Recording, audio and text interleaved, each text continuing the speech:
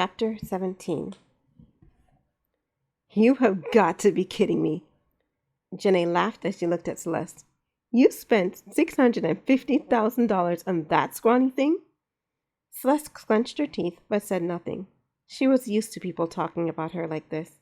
She was in Max's office at a place they called MFP. She didn't know what it meant, but she gathered it was affiliated with the GFG Corporation's headquarters somehow. The company's HQ was a high-rise building across town. It had sparkling windows and a sleek sign mounted at the top. Tess had shown her the building when she had brought Celeste here. She even pointed out Max's office on top. But this complex was a massive single-story building sprawling over a large piece of land next to the woods. Max seemed to prefer his office here. At least, that's what Celeste gathered.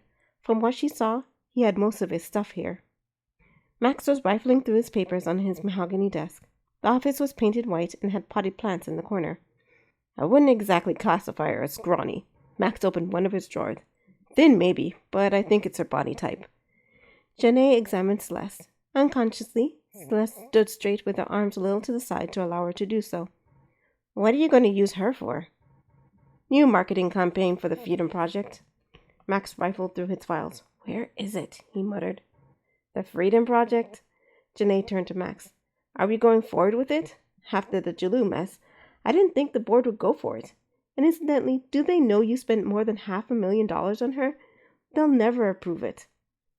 The amount I paid for her is none of their concern.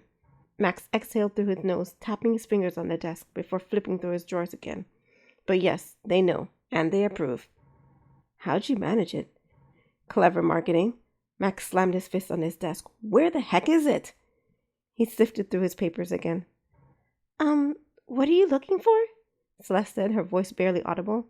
She wanted to speak normally, but important people like Max and Janae intimidated her. My scheduler. Celeste scanned the papers. Max's office was a mess, and she had thought him so meticulous when she had first met him.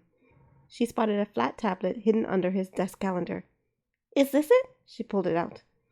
Ah, yes. Max took it from her. Thank you. It's okay. Celeste held her hand behind her back. I'm a pretty good organizer. So, a new marketing campaign, huh? Janae stepped in between Celeste and Max. Now, Celeste wasn't sure, but she thought Janae shot a glare at her. What's she gonna do? She'll be the face of the Freedom Project. I've already set up photo shoots and interviews for her. Max gestured with his hands. Imagine, even someone as closely guarded and expensive as the pride of Terence Claiborne's prize-winning collection has a chance of freedom. People go nuts over it. That explains why the board is on board.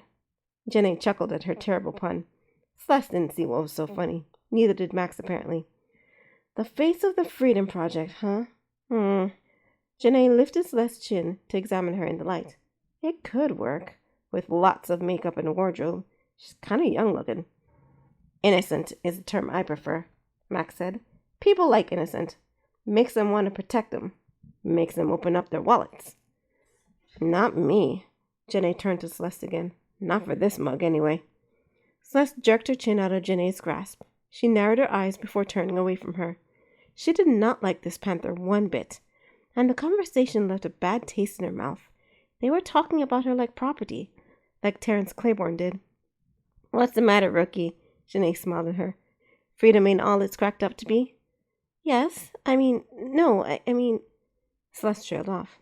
I know what you're thinking. You came all this way and you're doing the exact same thing you did when you were in slavery, right? Celeste gasped. That had been exactly what she was thinking. Reality doesn't always add up to our image of expectation, Janae shrugged. But think of it this way. You're not doing this because you have to. You're doing this to earn your freedom. You have a choice. Once you pay Max back, you can leave and never come back here again. Which reminds me. Max pulled a file out of his drawer. He set a piece of paper on his desk. Signed, Celeste. You know how to write, right? Janae said. Celeste responded by snatching a pen and writing her name on the line Max pointed to. The document you signed was an agreement. Max slipped it back into the file folder he had gotten it from. You're agreeing to work until you pay off your debt. The rest of these are your papers, including your certificate of freedom.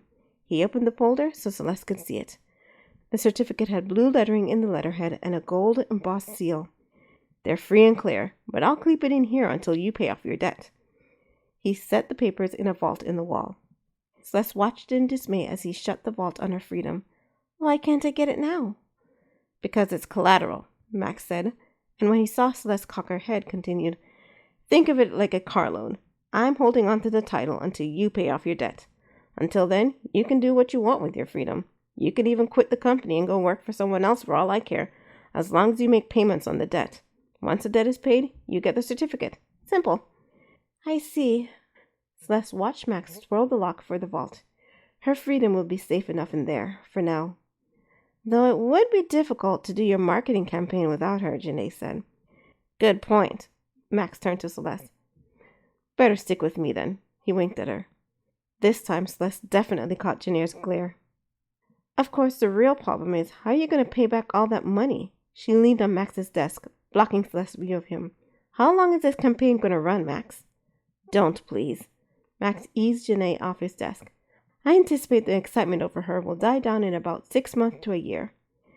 Not exactly a long time to pay it off, Janae said. What will she be doing after the campaign? Not sure. Max leaned on his desk. What are your skills, Celeste? Skills? Celeste didn't think she had any.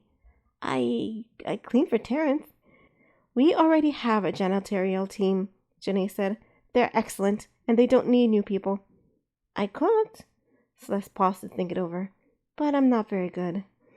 Janae hissed in a breath through her teeth. Not skilled, then. We can figure it out later. Max stood on his feet. When the campaign is over, she can take the skill assessment test and such. Ready to go, Celeste? Celeste nodded and walked to the door. Max. Janae caught Max's arm to hold him back. Celeste paused at the door to wait for him.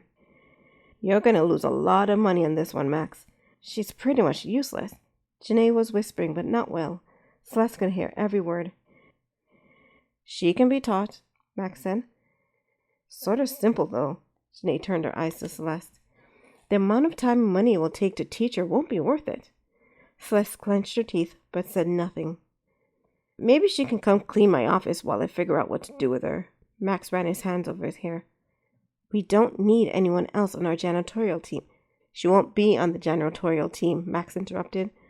I've yet to find someone to clean and organize my office the way I want it, and Celeste seems to get my system. He held up his schedule as proof. What system? Janae said. Max ignored her. Even if she doesn't work out here, I have 6 months to figure out any other options. I hope you do, Max. I really hope you do. Celeste glared at Janae as she exited the office with Max. She'd show her what she was made of. She'd show her and anyone else who doubted her. Those papers would be hers one day, and then the heck with the lot of them.